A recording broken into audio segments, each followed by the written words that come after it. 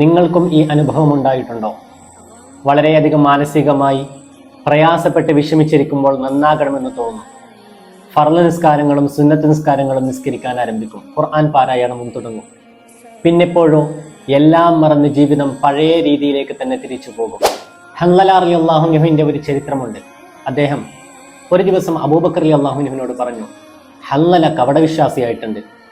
എന്തുകൊണ്ട്? അബൂബക്കർ റളിയല്ലാഹു അൻഹുവിന്റെ മറുചോദ്യം, പ്രവാചകരുടെ സന്നിധിയിലിരിക്കുമ്പോൾ ലഭിക്കുന്ന ആത്മീയമായ നിർവൃതിയും സമാധാനവും ശാന്തിയും അവിടുത്തെ അസാന്നിധ്യത്തിൽ പ്രവാചകരുടെ അടുത്ത് നിന്ന് പോകുമ്പോൾ ലഭിക്കുന്നില്ല എന്നതായിരുന്നു പരാതി. ഇത് കേട്ട് അബൂബക്കർ റളിയല്ലാഹു അൻഹു പറഞ്ഞു, സമാനമായ അനുഭവമാണ് എൻ്റേതും. നമുക്ക് രണ്ടുപേർക്കും പ്രവാചകരുടെ അടുക്കൽ പോയി ഈ സംഭവം പറയാം. രണ്ടുപേരും പ്രവാചകരിലേക്ക് ചെന്നു, കാര്യങ്ങൾ ധരിപ്പിച്ചു.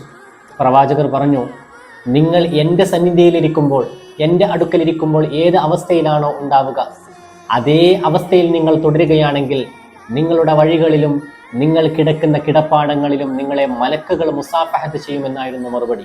പരിഹാരം ഇത്രമാത്രമാണ്. ചെയ്യുന്ന കാര്യങ്ങൾ, കർമ്മങ്ങൾ സാവകാശം പതിയെ പതിയെ വളർത്തിക്കൊണ്ടുവരലാണ് അതിൻ്റെ പരിഹാരം. അങ്ങനെ ചെയ്തു വരുമ്പോൾ അതൊരിക്കലും ഉപേക്ഷിക്കാൻ പറ്റാത്ത രീതിയിൽ നമ്മുടെ മനസ്സുകളിൽ സാന്നിധ്യം ഉറപ്പിക്കും.